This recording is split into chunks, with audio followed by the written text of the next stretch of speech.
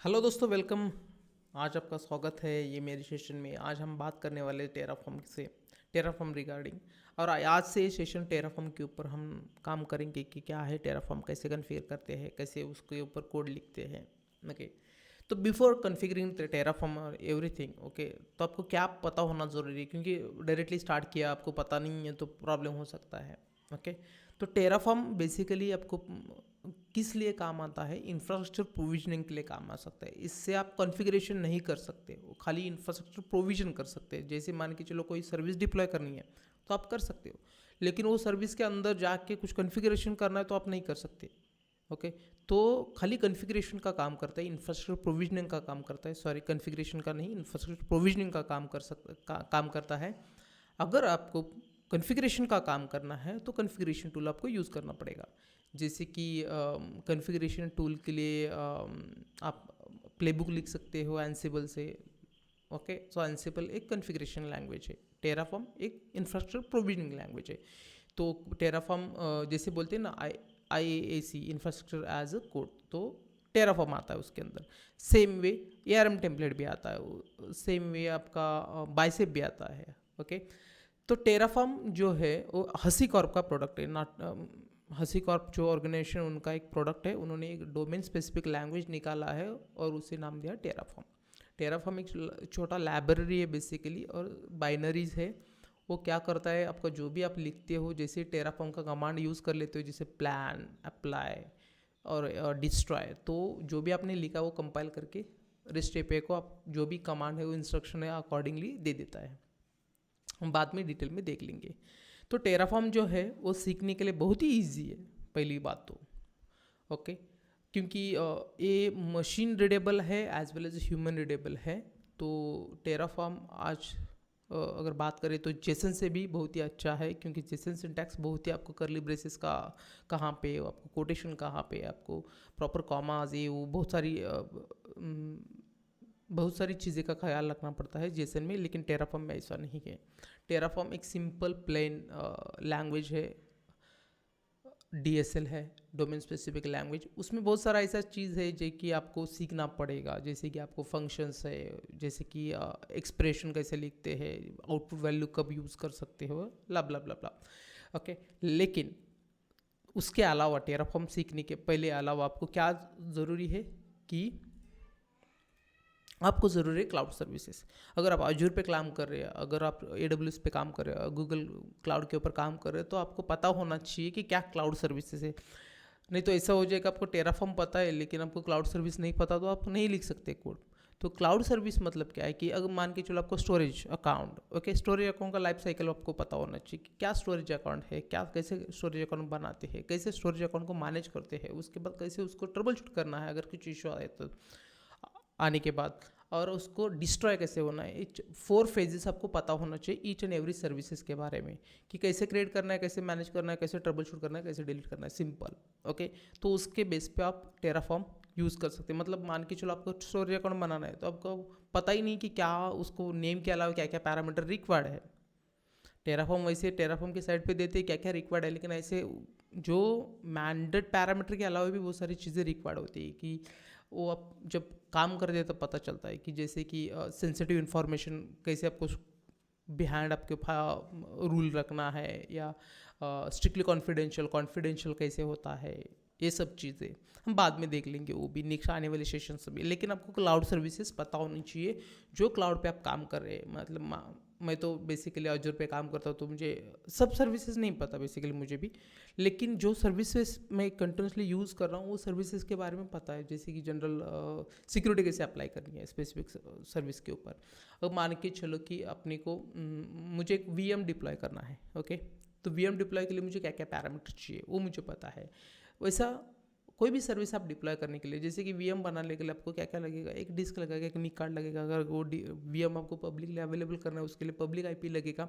उसके अलावा आपको उसका OS कौन सा चाहिए वो आपको पता होना चाहिए, और उसके बाद यूजर नेम पासवर्ड कैसे दे रहे हो उसको वो पता होना चाहिए कि आप कैसे शेयर कर रहे हो।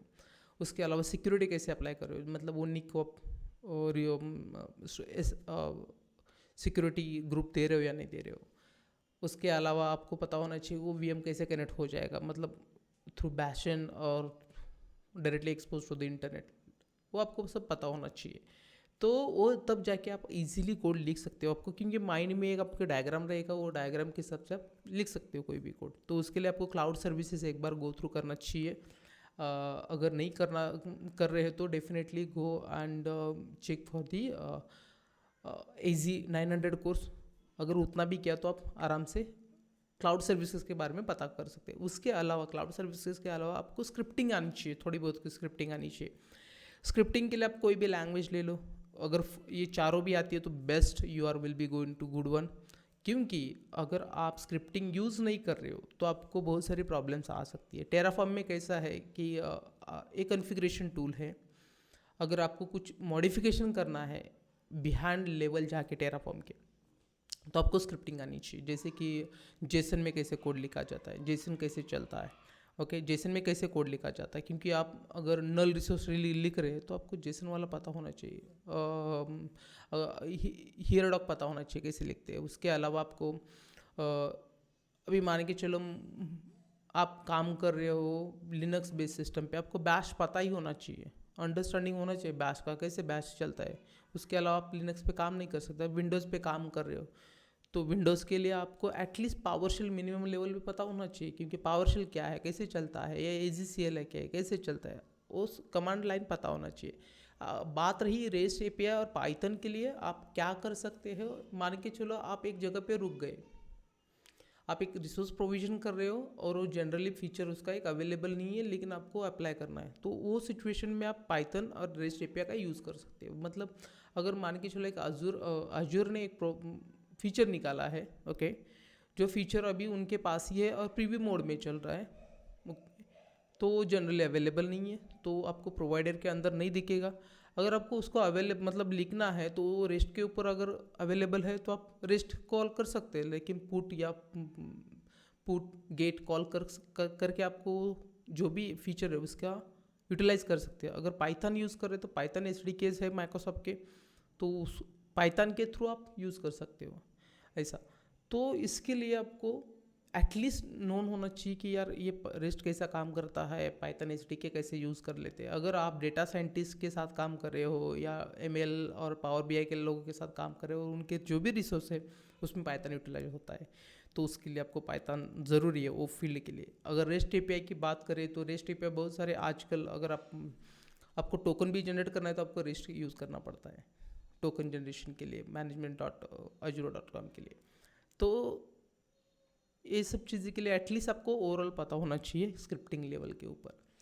और उसके अलावा अभी ये 3 बात हो गई, एक तो आपको टेराफॉर्म अंडरस्टैंडिंग हो जाएगा क्योंकि टेराफॉर्म क्वाइट इजी है, और उसके बाद आपको क्लाउड सर्विसेज भी हो जाएगा क्योंकि AZ-900 इतना बिग टॉपिक नहीं है, मतलब इतना डिफ़िकल्ट नहीं है मेरे हिसाब से। और बात करें स्क्रिप्टिंग की तो एक कोई भी स्क्रिप्टिंग लैंग्वेज ले लो, बैश ले लो, पावरशेल ले लो, AGCL है, जो भी लो, उसके ऊपर बेसिक अंडरस्टैंडिंग आप कर लो, वो कैसा लिखा जाता है, कैसे स्क्रिप्ट काम करती है। स्क्रिप्ट मतलब क्या होता है कि जो भी आप डेली टास्क कर रहे हो उसको, रिपीटेटिव टास्क कर रहे हो उसको एक स्क्रिप्ट में डालो, डेली रन कर दो, ख़त्म बात। मतलब डेली वो चीज़ के ऊपर आपको काम करने की ज़रूरत नहीं, मतलब आप फ्री होकर दूसरा कुछ तो कर सकते हैं। रेस्ट API और पाइथन के बारे में तो आप बाद में देख लेना, जैसे कि आपकी रिक्वायरमेंट है। अगर आप